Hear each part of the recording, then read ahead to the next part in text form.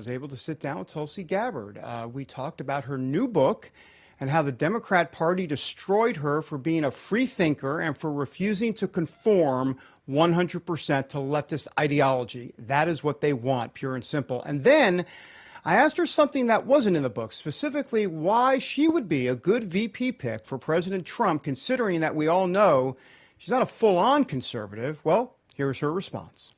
I think this is one of those moments where we have the opportunity to rise above partisan politics and truly put America first.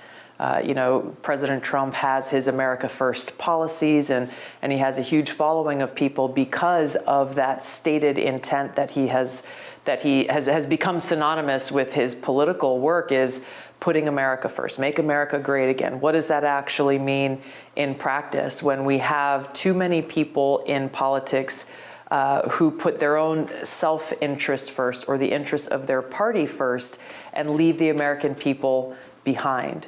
And so, for me to be in a position now where I can reach out to and connect with folks who may not have ever considered voting for a Republican or voting for Donald Trump before, there's an opportunity here to remind people of our responsibility as citizens to put our country first. And that's why I titled my book, For Love of Country. If we stay focused on our love and appreciation for our country and our freedom, then we can get past the divisive labels that are too often used to pit us against each other, and instead stand together as Americans and toss out those in office who are directly threatening and actually taking away our freedoms today. That's very interesting. You say divisive labels, because you hear MAGA, and the media would love, if they say MAGA, that's code for, in their words, I'm assuming some sort of destruction of the country and a threat to democracy.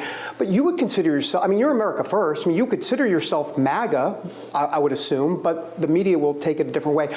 Unless I'm putting words in your mouth, I don't know if you consider yourself MAGA. So I always have a hard time with labels myself. Yeah. But from a philosophical standpoint, from an ideological standpoint, I will always put my country first. I will always put my country first, put the well-being and interests of the American people first.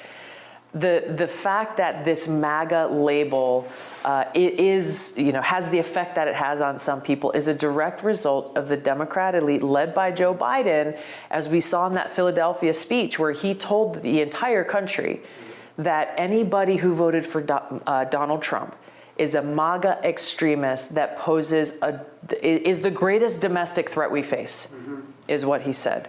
And so he made it okay to put this label as essentially a domestic enemy or domestic terrorist on anybody who voted for Donald Trump. But when we look at who are these MAGA Republicans? And you hear that term thrown out every day by, the minority leader in the House, by Chuck Schumer, by Joe Biden, all of the Democrat talking as the MAGA Republicans, as though, they must be rooted out of this country because of the threat that they pose. And then you couple that with the weaponization of law enforcement and the Department of Justice under this administration, you get a very dangerous picture that looks a lot more like a dictatorship that's using our government institutions to go after their political opposition than one where we can disagree on our politics, but we respect our right to express our views in this country. Who are the MAGA Republicans? They are the moms for liberty who are standing up for the well-being of their kids. The parent who goes and protests at a Board of Education meeting because he doesn't want his daughter to be forced to compete against a biological boy on the swim team. Common sense stuff. People who say, hey, we don't have a country unless we have secure borders. Well, gosh, if you believe that we have to have secure borders, you are now an extreme MAGA Republican in their eyes.